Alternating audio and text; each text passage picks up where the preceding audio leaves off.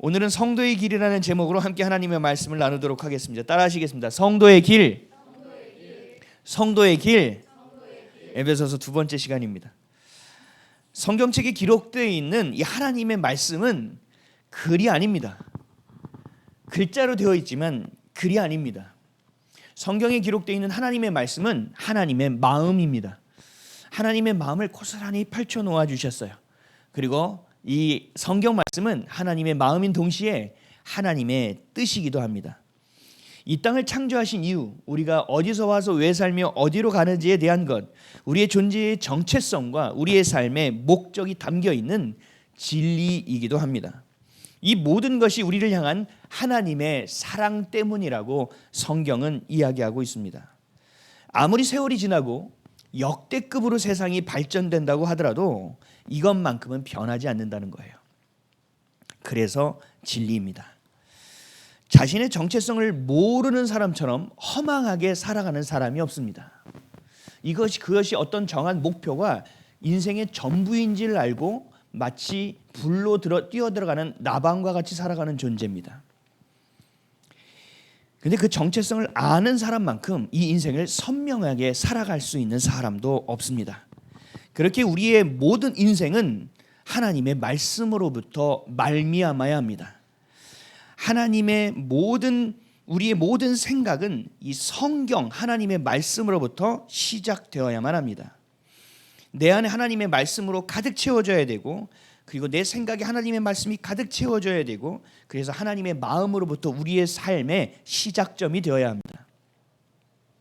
하지만 우리 성경 말씀 하나님의 마음이 아닌 우리는 내 주관, 내 감정, 내 생각, 내 기준, 내 환경으로 인하여 모든 것이 결정되는 심각한 문제를 늘 마주하며 살아갑니다. 그래서 매일 회개해도 부족한 인생이 되어버리는 거죠. 이유는 압니다. 근데 어떻게 해야 될지를 몰라서 방황하고 몸부림칩니다. 넘어진 데서 또 넘어지고 넘어진 데서 또 넘어지며 마치 다람쥐 쳇바퀴 도는 것처럼 인생을 살아갑니다. 왜 그럴까요? 우리는 죄된 존재이기 때문에 그렇습니다. 예레미야 17장 9절에 이렇게 말씀했습니다. 만물보다 거짓되고 심히 부패한 것은 마음이라 누가 능히 이를 알리오마는. 세상에서 가장 부패한 것이 어떤 쓰레기가 아니라, 어떤 음식의 상함이 아니라, 쉰 음식의 냄새가 아니라, 어떤 더러운 오물과 배설물의 냄새가 아니라 내 마음의 냄새라는 거예요. 내 마음이 심히 부패 있다라는 거예요. 왜요? 내 마음에 죄가 가득하기 때문에. 회개하고 또 회개해도 내 안에 죄가 너무나 가득하기 때문에 그렇습니다. 그래서 성경은 말씀하죠. 내 안에 내가 죽어야 된다.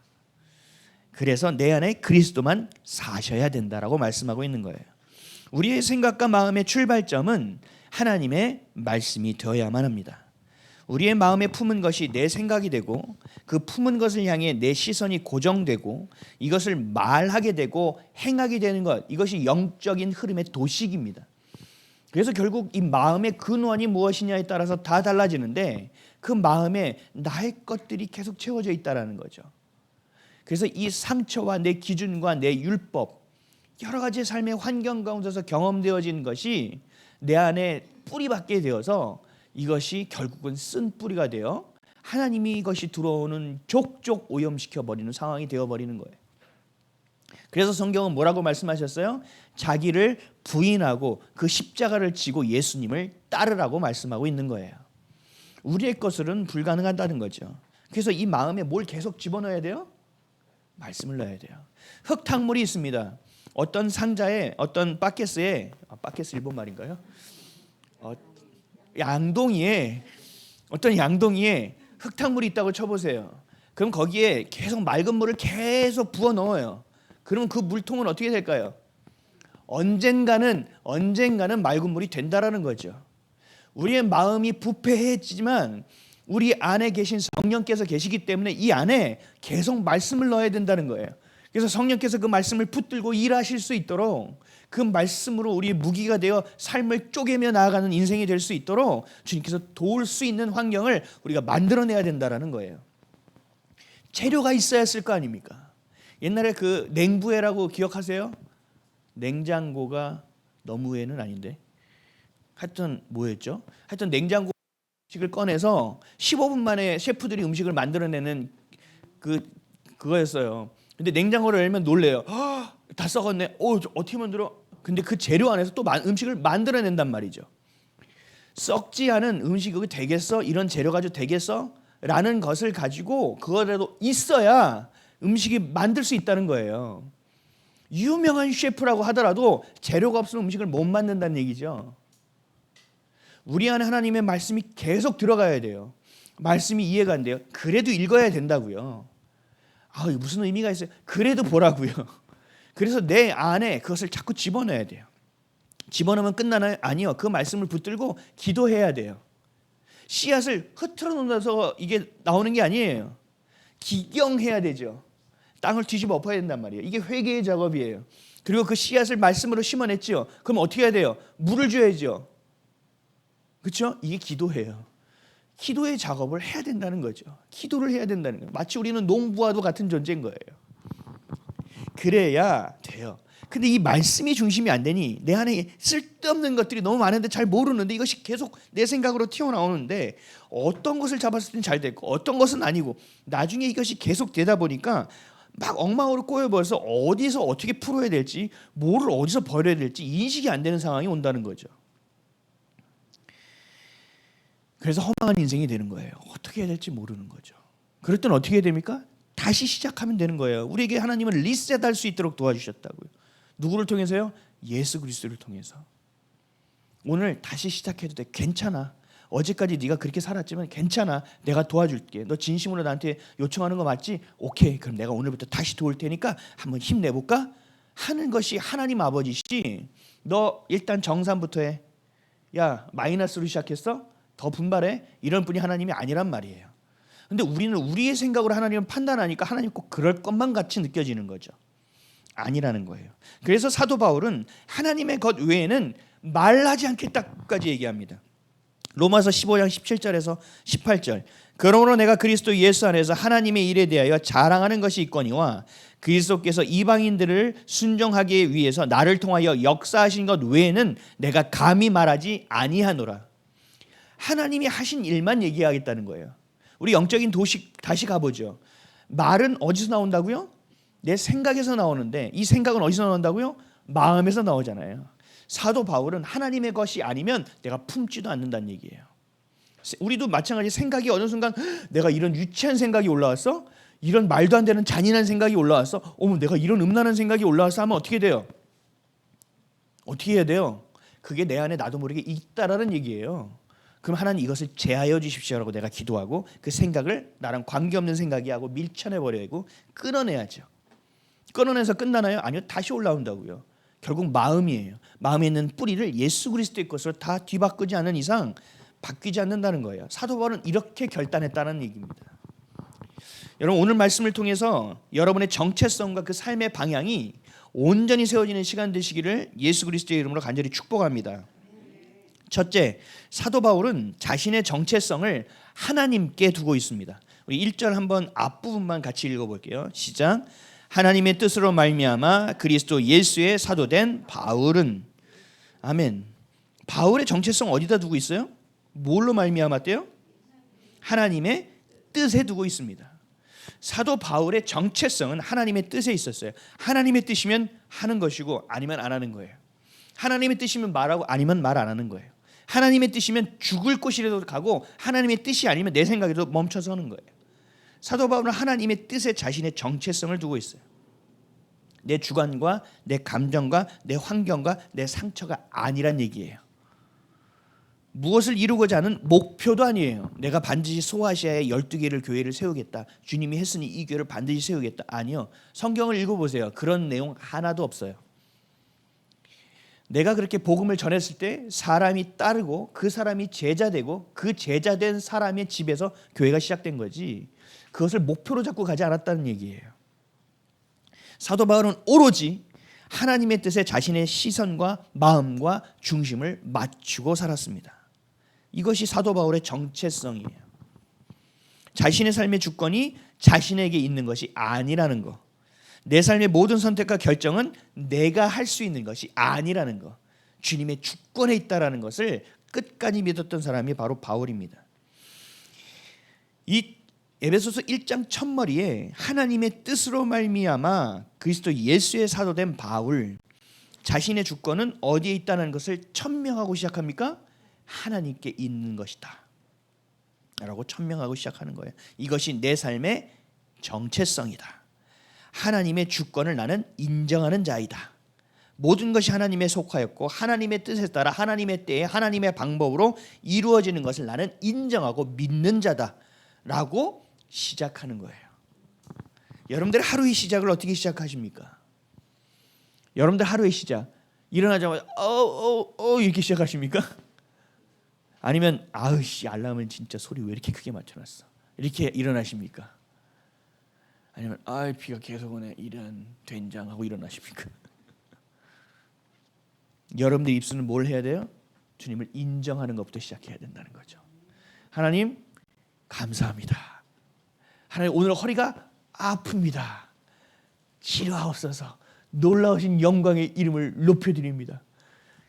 하나님 오늘도 이 허리가 잘 사용되어서 주님만을 위해 사용되어지게 하여 주십시오. 오늘도 하나님 기분이 별로 일어날 때부터 좋지 않지만 내가 주님으로 인하여 오늘도 기분이 좋아질 것을 믿습니다 하면서 하루를 시작하냐는 거죠. 오늘 아침에 올 때도 제가 옆에 있는 딸 아이한테 그랬어요. 앉자마자 핸드폰을 보더라고요. 아니지 처음부터 해야 될 거 뭐야? 너 굿모닝 지저스 했어? 하나님 안녕하세요 했어? 그것부터 시작해야 돼. 근데 너무 감사한 게 이렇게 접어놓고 이렇게 기도하더라고요. 여러분들의 삶의 시작이 하나님을 인정하는 것부터 시작하느냐 아니면 세상에 속한 자로부터 시작하느냐 그 시작점은 여러분의 무의식 가운데 시작되는 거예요. 그 앞에 내가 깰 때부터 시작되는 거예요. 아니요. 여러분들 자는 순간에도 그 영적인 활동 안에서 이미 시작된 거예요. 계속 되어지는 거죠. 오늘 아침에는 제가 카톡에 쓴 것처럼 찬양하면서 일어났어요. 너무 신나가지고요. 너무 좋았어요. 내 모든 상태는요. 찬양할 상태가 아니었어요. 근데 내 입술은 찬양을 하고 있어요. 그것도 막 드럼 치고 막 이래야 되는 찬양을 하고 있더라고요. 그래서 하다 그냥 지나가려다가 아니야. 그리고 바로 눈도 안 떴는데 유튜브를 이렇게 찾았어요. 그리고 그걸 들으면서 일어났어요. 그리고 그걸 들으면서 고백했어요. 맞습니다. 저도 주님께 영광 돌리길 원합니다. 우리 오늘 아이비 처치의 예배가 이러한 예배가 되길 원합니다. 하나님께서 영광 받는 예배가 되게 하옵소서. 빛으로 임하여 주십시오. 하나님을 어떻게 인정하느냐? 우리의 생각이 하나님의 것이 아닌 내 것일 때 우리는 그 사람의 살아가는 태도를 보면 자기중심적인 삶으로 보여져요. 다 내 것만 챙기고 내 것만 봐요. 이걸 좀 더 성경적으로 표현하면 이거를 인본주의라고 얘기합니다. 나로부터 시작하여 내 것을 향하는 것. 이건 인본주의예요. 인본주의는요. 하나님을 인식하지 않는 거예요. 하나님을 인정하지 않는 거예요. 하나님과의 그 어떤 관계도 없다는 시작점이 바로 인본주의예요. 근데 믿는 자들이 예수를 그리스도를 믿는 자들이 시작을 어떻게 해야 되느냐를 생각해 봐야 된다는 거죠. 사도 바울은 자신을 이렇게 고백했어요. 갈라디아서 1장 15절. 그러나 내 어머니의 태로부터 나를 택정하시고 그의 은혜로 나를 부르신 이가 아멘. 자기가 태어나기 이미 전에 하나님은 자신을 택정했다라는 거예요. 그것이 은혜라는 거예요. 뭐 이걸 가지고 뭐 예정설 뭐 이런 거 생각할 필요도 없어요. 우리의 모든 것은 하나님이 그렇게 하셨다라는 것이고 올라가 봐야 하는 거예요.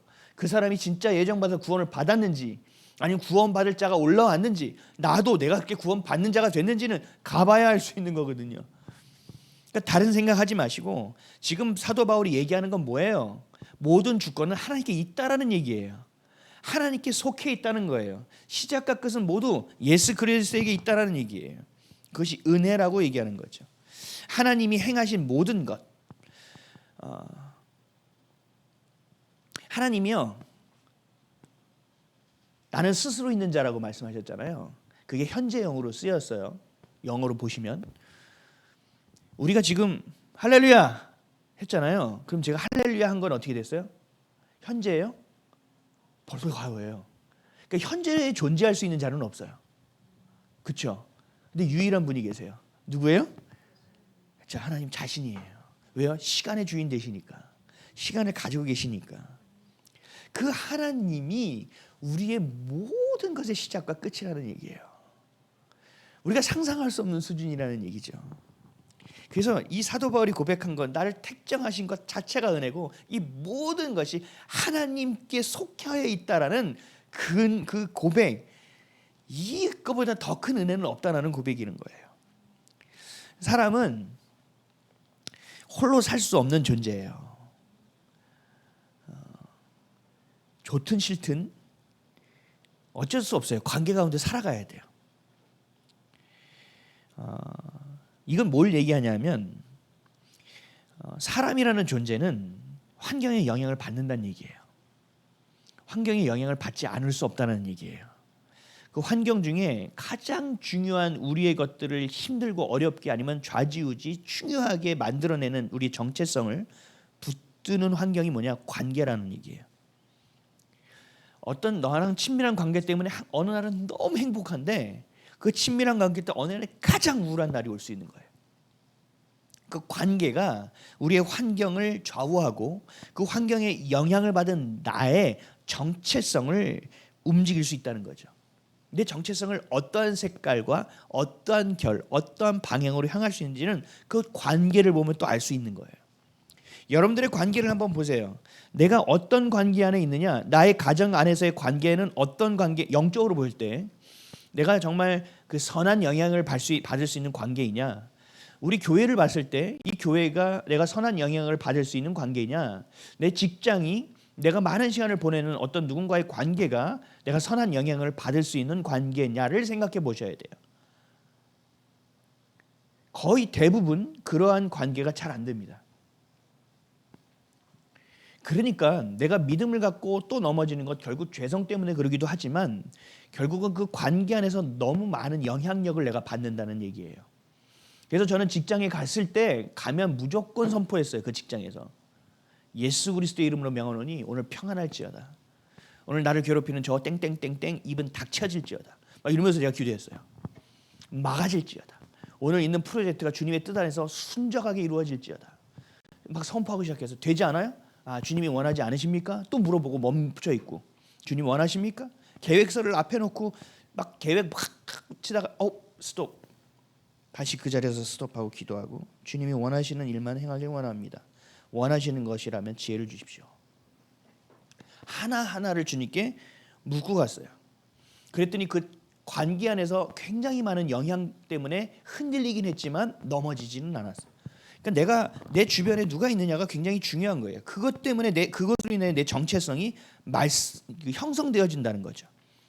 그러니까 이것을 볼 때 하나님이 말씀하시는 게 뭐냐면 우리는 그런 존재라는 거예요. 환경에 영향을 받고 관계에 치명적인 영향을 받고 아주 큰 영향을 받는 존재이기 때문에 너의 정체성이 흔들릴 수 있다. 너의 신앙이 흔들릴 수 있다. 너의 생명의 열매를 얻지 못할 수도 있다. 그러니까 너는 어떻게 해야 되느냐? 너는 그런 존재니까 하나님과의 관계를 가장 우선순위로 세우라는 거예요. 하나님과 가까이 함으로 하나님께 영향을 받는 자가 되라는 거예요. 하나님과 늘 함께함으로 어디 가서든 영향받지 않는 존재가 되게 하라는 거예요. 어디 가서 윗사람을 눈치를 보고 뭐 눈치 보지 말고 넌 나에게 인정받는 자가 되라는 거예요. 그게 돼야만 너는 이 세상의 영향을 받지 않고 살아가는 나에게 영향을 받고 살아갈 수 있는 자가 된다는 얘기예요. 아멘이십니까? 그래서 이 관계가 매우 중요한 거죠. 그래서 하나님은 이 교회를 관계적으로 이야기하셨어요. 설명해요. 그리스도의 몸이라고 표현해요. 예수 그리스도께서 머리 되시고 우리가 지체된 몸된 존재라고 관계로 표현하신다고요.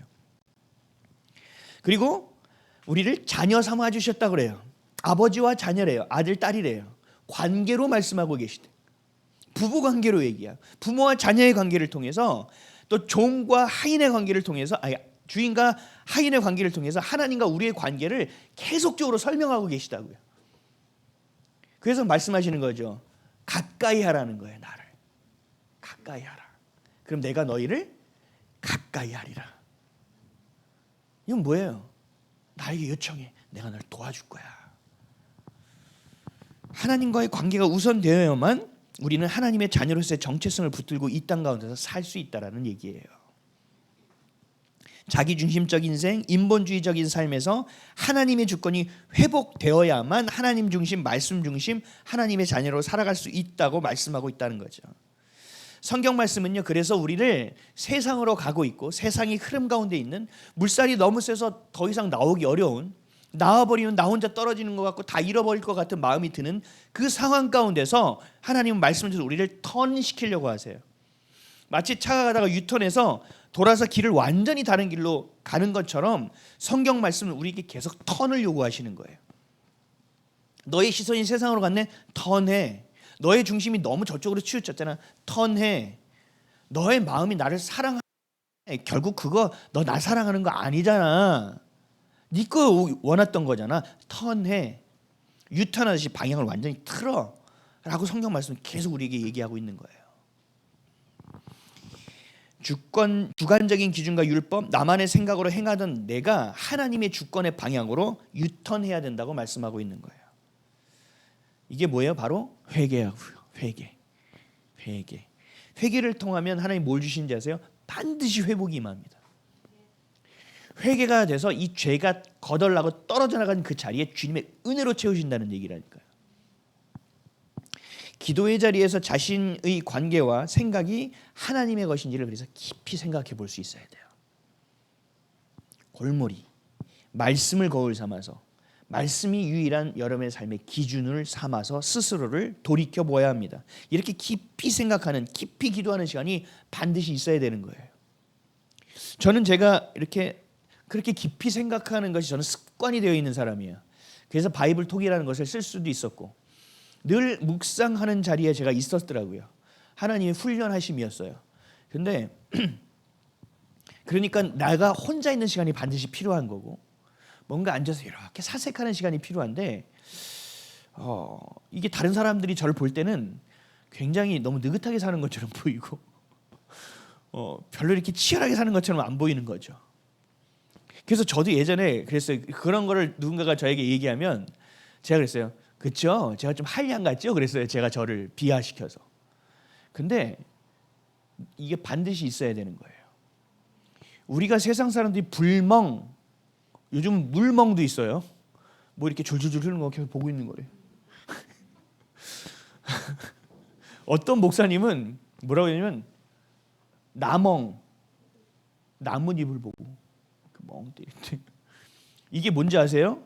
필요한 거라고요. 그렇게 내가 세상의 생각의 흐름을 멈추고 하나님의 생각으로 들어가는 게 필요한데 세상 사람들 하나님이라는 대상을 모르니까 그냥 멍 때리는 것까지만 하는 거예요. 너무 힘드니까 비워내려고. 근데 비워낼 수 있을까요? 아니요. 거기에 무언가가 다시 채워지게 돼 있어요. 우리는 뭐예요? 그 비워내고 거기에 뭘 채워요? 말씀을 채워내는 거예요. 하나님의 마음을 채워내고 하나님의 사랑을 채워내고 하나님의 은혜를 채워낸다는 거죠. 사도 바울이 그렇게 살았기 때문에 복음을 끝까지 붙들 수 있었고 경주를 하되 완주할 수 있었다는 거예요. 그의 정체성이 하나님의 뜻에 있었기 때문에. 사도 바울은 로마에 왔습니다. 압송되어 왔습니다. 사도 바울은 꿈이 있었어요. 주님이 주신 꿈. 로마에 복음을 전하리라. 이 한 가운데 중심지에 예수 그리스도 이름을 높이리라. 근데 어떻게 됐어요? 갇혀 있게 됐죠. 그래서 하나님의 뜻을 구하고 또 구하고 기도하는 중에 풀려납니다. 할렐루야, 드디어 하나님이 나에게 뜻을 주셨구나. 아멘. 그리고 나가는데 또 금세 다시 들어갑니다. 사도 바울의 마음이 어땠을까요? 그 가운데 어떤 일이 있었을까요? 수없이 부당한 일이 있었을 거예요. 하지 않은 말을 또 추궁받아야 됐을 것이고 그들이 말하는 인본주의적인 팩트와 처절하게 싸워야 했을 거예요. 사도 바울의 말을 알아듣는 사람이 있었을까요? 없었을 거란 말이죠. 그럼에도 불구하고 사도 바울은 자신의 주권과 자신의 뜻을 하나님께 드리는 것을 놓치지 않았다라는 얘기예요. 그래서 이 옥중에서도 이 1절과 같은 고백을 할 수 있는 거예요. 다시 한번 읽어보겠습니다. 1절 시작. 하나님의 뜻으로 말미암아 그리스도 예수의 사도된 바울은 에베소에 있는 성도들과 그리스도 예수 안에 있는 신실한 자들에게 편지하노니 아멘. 여러분 주변에 믿음이 있는 사람이 있습니까? 교회가 그리스도의 머리가 되고 여러분들이 서로 연합된 지체의 모습입니까? 하루에도 수백 번의 선택을 할 때 늘 성령님에게 의지하고 그분의 인도하심을 구하고 있습니까?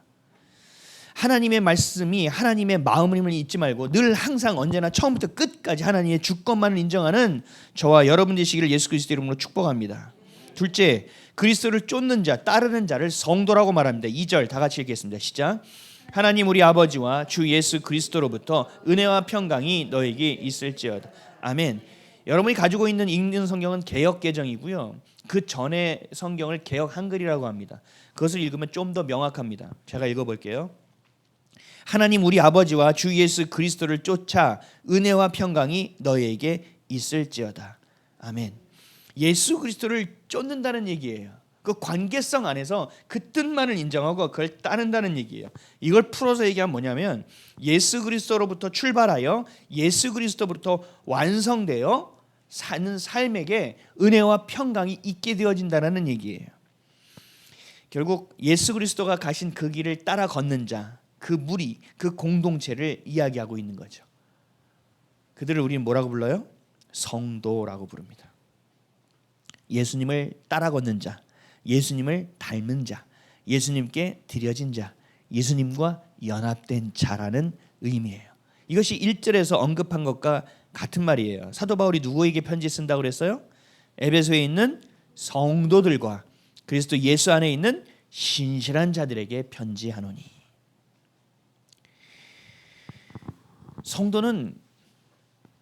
성도가 가져야 될 첫 번째 성품이라고 한다면 거룩이에요. 성도는 예수를 따르는 자예요. 세상의 물질을 따라가요. 권력을 따라가요. 내가 원하는 것을 따라가요. 내 상처에 반하는 것을 따라가요. 이렇게 따라가는 인생이지만 예수를 믿는 자, 성도는 그것들을 따라가지 않는 존재예요. 그래서 구별된 존재예요. 우리는 누구를 쫓아요? 오직 예수 그리스도만 따라가는 존재예요. 그러니까 구별된 존재인 거죠. 그들과 방향과 목적과 목표만 다른 것이 아니라 그들과 생각과 가치와 삶의 모습까지도 달라지는 거예요. 그래서 그것이 깊어지고 그것이 내 마음의 중심에 잡힐 때 우리의 삶의 일상까지도 달리 보여지는 거예요. 그래서 그리스도인은 달라, 교회 다니는 사람은 다르구나 라는 이야기가 나올 수 있어야 이것이 진짜라는 거죠. 거룩함은 떠벌리는 게 아니에요. 나 교회 다녀요, 나 집사예요, 나 권사예요, 얘기해서 내 정체성이 인정되는 것이 아니라 내가 숨기려고 해도 물론 숨기지는 않지만 보여지는 것이 거룩함이라는 성도라는 자의 정체성이라는 거죠. 누가복음 8장 16절에서 17절. 누구든지 등불을 켜서 그릇으로 덮거나 평상 아래에 두지 아니하고 등경 위에 두나니 이는 들어가는 자들로 그 빛을 보게 하려 함이라. 숨은 것이 장차 드러나지 아니할 것이 없고 감추인 것이 장차 알려지고 나타나지 않을 것이 없느니라. 아멘. 등불을 켜서 이것을 그릇으로 덮거나 책상 밑에 두는 사람은 없다라는 얘기예요. 불을 켜면 그 빛을 어디다 둔다고요? 등경 위에 높이 등경 위에 둔다는 거예요. 높이 둔다는 거예요.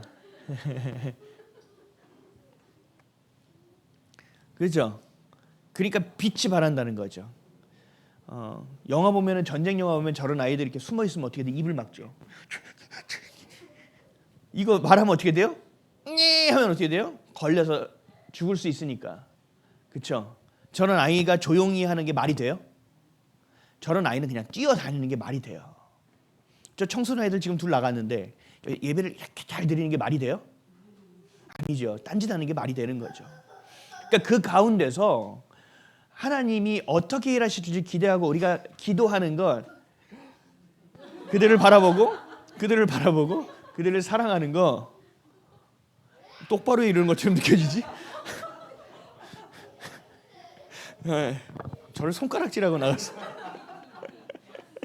사랑의 이거라고 보겠습니다. 결국은 뭐예요? 우리가 하나님의 형상으로 회복되어지는 거, 예수님이 가신 그 길을 따라 걷는 거, 결국 뭐예요? 내가 그분을 자꾸 보다 보면 내가 어떻게 돼요? 그분을 닮아간다는 얘기예요. 하나님의 모습, 그 성품 가지고 닮아가는 거예요. 그 존재를 성경에는 뭐라고 얘기해요? 그게 성도라고 얘기하는 거예요. 자녀가 되는 길입니다. 이 이사갈 집을 찾아다니고 이사갈 수 있는 교회를 찾아다니면서 되게 마음이 힘들었어요. 막 낙심이 되고요. 야, 이런 생각이 들었어요. 나가 보니까 시세가 만만치 않은 거예요. 너무 많이 오른 거예요. 집은 막 하여튼 다 2배씩 올랐어요. 상가가 차라리 좀 덜 올랐더라고요. 집이 그냥 장난이 아니에요. 들어가서 막상 보면 우리가 살 수 없는 곳이고, 막상 또 가서 기다렸다가 또 가서 보면 여긴 또 이건 큰일 났네, 안 되겠네. 이런 게 계속 발생하는 거예요. 교회도 마찬가지고. 우리 집은 왜 이렇게 돈이 없지? 우리 교회도 왜 이렇게 돈이 없지? 그렇게 아끼고 아꼈는데도 이렇게 돼? 진짜 제가 어제 토요톡에도 얘기했지만 어떻게 이렇게 말갛게 돈이 없을까? 어떻게 이렇게 가난할 수 있을까? 목이 메이네요. 그런데 이게 여러분 성경적으로 보면 맞는 거라고요. 없는 게 맞는 거예요, 여러분. 다른 사람이 누군가를 밟고 올라설 때 우리는 양보했다고요. 그리고 누군가를 속여서 좀 더 얻을 수 있는 순간 우리는 정직했다고요. 세상 사람들이 세상의 돈의 흐름에 밝아서 그 부동산을 사고 뭐를 할 때 우리는 그곳을 향한 것이 아니라 영적인 눈이 열려서 누군가를 섬기는 자리를 향해 걸어갔다고요. 그랬기 때문에 결국은 우리는 가난한 게 맞다고요. 돈이 없을 수밖에 없다고요. 그래서 하나님께 은혜를 구하는 자가 된다고요. 근데 이게 은혜라고요. 제가 하나님께 짜증나서 이렇게 기도했어요. 하나님이 돈이 없으신 분입니까? 도대체 뭘 더 기다리십니까? 이러면서 짜증을 냈어요. 그러다가 또 다시 기도하는 거죠. 아직 수준이 안 됐나 보네. 그런데 불구하고 이 교회는 뭐예요? 예수 그리스도가 머리된 교회, 예수 그리스도가 십자가에서 죽으신 그 피값으로 세워진 교회, 예배받기 원하시는 곳, 성령께서 임재하시는 곳, 우리의 거룩함을 다시 한번 씻겨나갈 수 있고 씻고 다시 세상을 향하여 거룩한 빛을 들고 나아갈 수 있는 존재가 되기 위한 몸된 교회이기 때문에 주님께서 반드시 사랑해 주실 거라는 얘기죠. 제가 이 교회에 와서 정말 눈물 뚝뚝 흘리면서 기도했어요. 내가 그동안 감사하지 못했구나. 이 성전이 이렇게 귀한 곳인지 몰랐구나. 주님 죄송합니다. 죄송합니다. 제 마음이 달라지는 거예요. 여기서 정 안 되면 커피숍 같은 데 빌려서 예배를 드려야 되나? 정 안 되면 어디 가서 이렇게 드려야 되나? 교회들이 모여서 시간별로 예배 드리는 그 곳이 또 있어요. 예전에 제가 안 들어간다고 했거든요. 누가 추천했는데 거기라도 가서 예배 드려야 되나? 거기는 1시간 반밖에 안 줘요, 시간을. 우리 예배 시간은 턱없이 부족한데 설교하다가 가야 되는데 어떡하지? 별 생각이 다 들었어요. 그러면서 제 마음이 달라지는 거죠. 이렇게 주님을 향하여 이런 곳에서도 예배할 수 있는 것이 너무 감사한 일이구나. 우리가 코로나 때 경험하지 않았어요? 코로나 때 모여서 예배 드린다는 것이 너무 당연했는데 당연한 것이 아니었구나. 성도가 서로 차 한잔 마셔서 교제하는 것이 아무것도 아닌 것처럼 여겨졌는데 온라인으로만 이거 그렇게 들으니까 이건 교회가 아니네. 우리가 경험했잖아요, 이미. 누군가를 사랑한다는 것이 말로만 하는 것이 아닌 거라는 걸 알았잖아요. 교회가 이런 것이구나. 가난한 것이 맞아요. 그럼에도 불구하고 주님이 우리에게 부어주실 때가 있어요. 근데요, 여러분들이 스스로 자발적으로 가난해져야 돼요. 그 가난한 게 막 쪼들리게 가난하는 얘기가 아니에요. 자족할 수 있는 수준까지 내가 이미 생각하고 거기까지 두고 그 이상의 소득이 나올 땐 다 흘려보내야 된다는 얘기예요. 이런 여러분들이 이것을 선택하지 않으면 반드시 하나님이 부어주시는 순간 뒤집어지게 돼 있어요.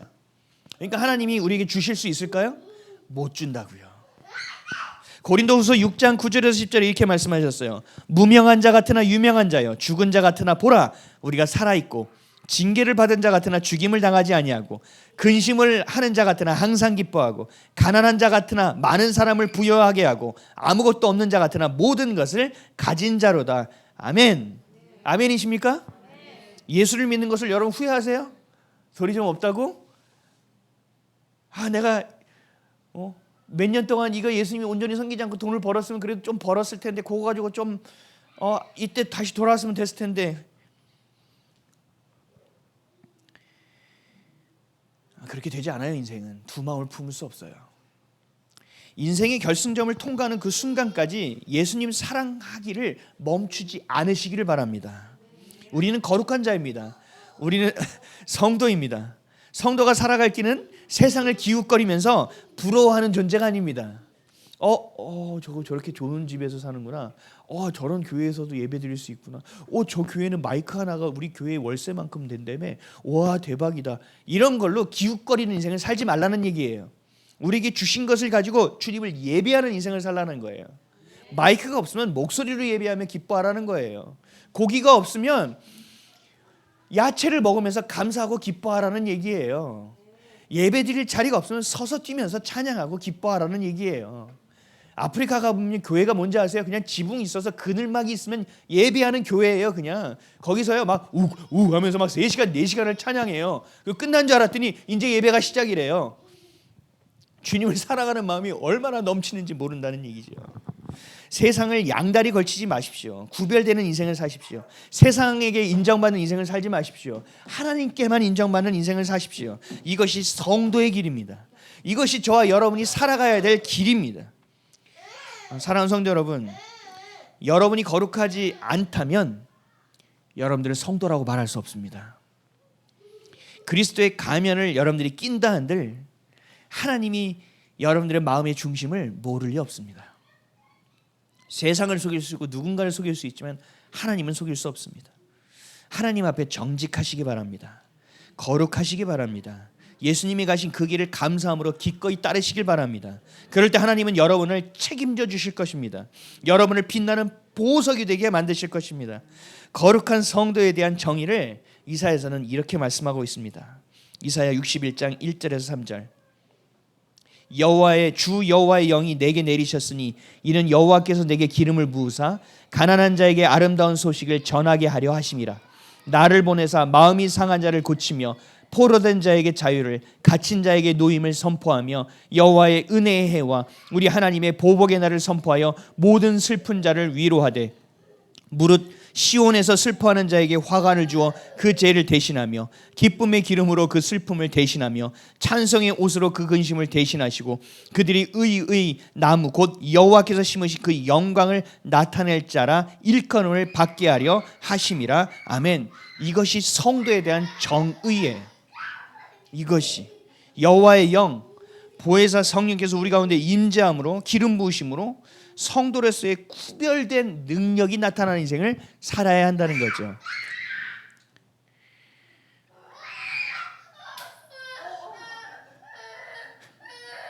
저것이 인생이라는 거죠. 기뻐하다가 넘어질 수 있어요. 그러면 어떻게 됩니까?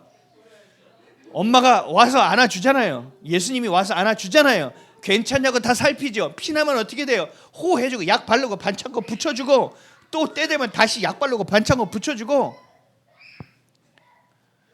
아멘이십니까? 정신이 없네요.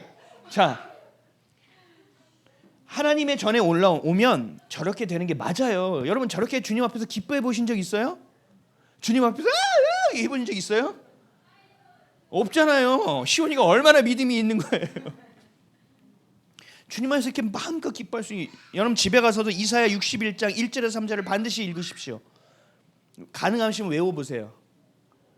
이것이 바로 성도됨의 모습이고 정체성임을 믿으시길 바랍니다. 그래서 성도로서 구별된 자가 되어 놀라운 생명의 일들을 감당하고 칭찬받는 천국 백성 되는 저와 여러분 되시기를 예수 그리스도의 이름으로 간절히 축원드립니다. 아멘. 기도하겠습니다.